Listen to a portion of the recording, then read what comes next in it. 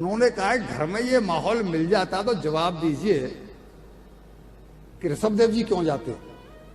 हम सुनाएंगे आगे उनकी जो जैन धर्म के वो हुए हैं तीर्थंकर, उनके पुत्र जड़भरत क्यों जाते, दशरथ जी क्यों रिटायर होते, राम जी को क्यों गद्दी देते। जिन सब ने छोड़ा है वो उन्होंने क्यों किया ऐसा, इस क्यों का जवाब है एक ही, ये संभव नहीं है कि घर में मुक्ति लायक भजन हो सके। बाकी माला लेके तब सुबह बैठते ही हैं, आप भी यही करते हो गए कि तू बनाना खाना जब तक मैं आ रहा हूं, नाश्ता तैयार कर 2 मिनट पटा के आता हूं। तो माला फेरी या घंटी लाई हो, उस घंटी ना से घंटी में रह जाता है व्यक्ति पूर्ण। तो अब इनको जब ये हो गया, कड़वी बात, करारी चोट लगी कहां पर, उस पॉइंट पर जहां पर के लगनी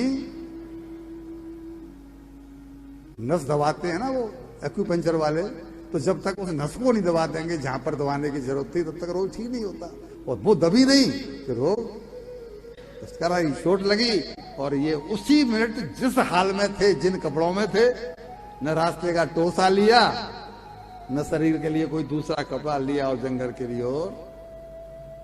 और जब भैया भगवान की तरफ जीव चलता है, तू जो आए 8 पग तो मैं आऊं पग, तो 10 दिशाएं खुल जाती हैं।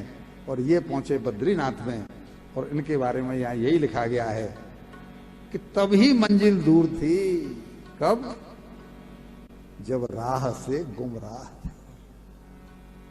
हमें मंजिल क्यों नहीं दिखाई पड़ रही है, हम राह से गुमराह हैं। तभी मंजिल दूर थी जब राह से गुमराह थे, जब से राहें मिल गईं मंजिल नजर आने लगी। इनको नजर आ गया कि ये कह रहा है कि मुझे अगर मैं अभी भी नहीं चेता तो मैं नरक में जाऊंगा। तो इन्होंने 10वें स्कंद का, जो भागवत का 10वां स्कंद है, उसका पाठ किया है। ये बद्रीनाथ धाम में गए हैं और वहां इन्होंने पाठ करके अपनी मुक्ति की है। भागवत में इसका स्पष्ट उल्लेख है। हम बहुत प्रसंग लंबा करेंगे, हमारे पास समय 7 दिन का है, और 7 दिन में हमें कथाएं वो सुनानी है जिनसे कि अपने चित्त की शुद्धि। अब परिणाम क्या हुआ, पतिदेव तो चले गए। अगर ये धुंधली संस्कारी पत्नी होती तो क्या करती,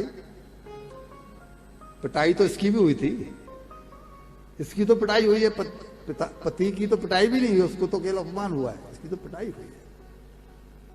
तो ये कहती कहां चले, मुझे भी लेके चलो, मैं भी चल रही हूं। लेकिन ये घर से नहीं गई, वो अकेले ही गए। और नहीं गई तो परिणाम क्या निकला कि वो आया डंडा लेकर के और बोलता है कि मां तूने कुर्चा तो कर रखा होगा। कुर्चा ही कहते हैं, क्या कहते हैं, जो महिलाओं को पॉकेट मनी मिलता है उसमें थोड़ा सा तो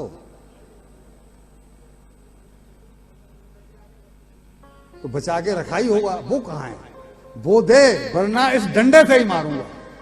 1 दिन का टाइम देता हूं, अगर कल तूने नहीं बताया कि वो पैसा कहां छुपाया हुआ है तो इस डंडे से कल तेरी पिटाई करूंगा। उसे तो ऐब करने हैं, उसे तो पैसा चाहिए। और वो जो धुंधली थी, उसी रात में कुएं में कूद करके उसने अपने प्राण, कि कल ये मारेगा और पैसा है नहीं, उसने तो कोई कुर्चा किया हुआ नहीं, कहां से दूंगी।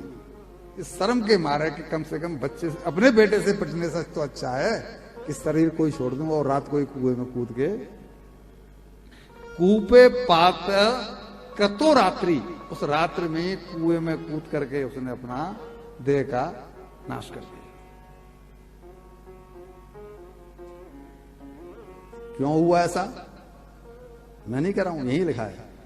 इस दंपति ने कभी भी अपने पैसे को धर्म कर्म में, सत्कर्म में, परिणाम क्या हुआ कि पैसे की 3 गति, लाला जी, महाजन जी, पैसे की 3 गति, या तो उससे इस लोक के सारे आनंद मजे ले लो, इस लोक के, या मतलब ऐब कर लो जितने भी करने हैं, तो अंत समय मरते समय कहो कि ऐसा कोई सुख नहीं है जो मैंने नहीं भोग लिया।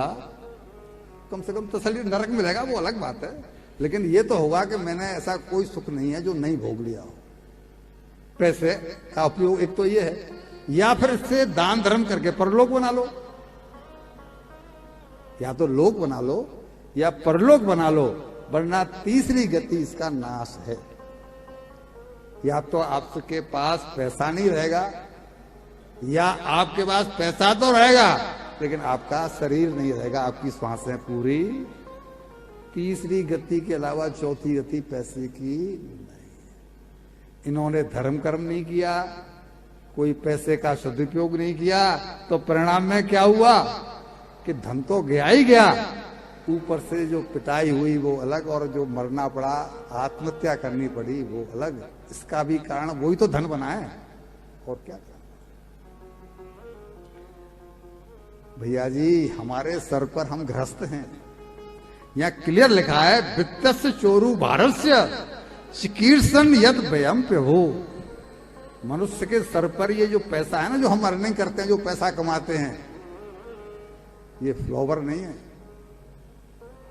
भार है, भार। ये पैसा भार है। क्यों? किस संदर्भ में? कि पता नहीं किस किस तरीके से आता है हमारे पास। पता है किसी को? हम नहीं करना चाहें भी कोई गलत काम, लेकिन अनजाने में हो जाते हैं। हर एक आदमी पाप करते हो ऐसा तो नहीं है, लेकिन पाप की कमाई आपके पास अगर आ गई तो वो तो अपना संग लेके आई है, नहीं आई है। घर धन आया पाप का तो लाया संगी साथ। घर धन आया पाप का तो लाया संगी साथ। रोग, लड़ाई, मोह, मद और व्यसन लग गए हाथ। ये 5 अवगुण घर में बिना मंगाए, बिना बुलाए, बिना निमंत्रण दिए अपने आप आ जाए। क्यों? क्योंकि पाप का पैसा आया। पाप आप भले ही मत करो, गोबर गिरेगा। अच्छा, आप एक बात बहुत शॉर्ट समझाऊं, मतलब घरेलू तरीके से। आप में से मैं चैलेंज कर रहा हूं, मीना जी आपको चैलेंज कर रहा हूं, आपको नींद आ रही है? नहीं आ रही, शाबाश। मैं आपको चैलेंज कर रहा हूं, सभी पुरुषों को, सभी महिलाओं को, कि चकले पर जिस समय आप लोई डालती हैं और परोथन लगाती हैं और फिर जब बेलन से बेलती हैं, तो क्या संभव है कोई महिला या पुरुष हाथ उठाए कि चकले के चारों ओर आटे के कण नहीं गिरे? नहीं गिरेंगे, ऐसा संभव है? अरे बाबा, 50 साल, 70 साल, 80 साल आपको रोटी बनाते हो गए,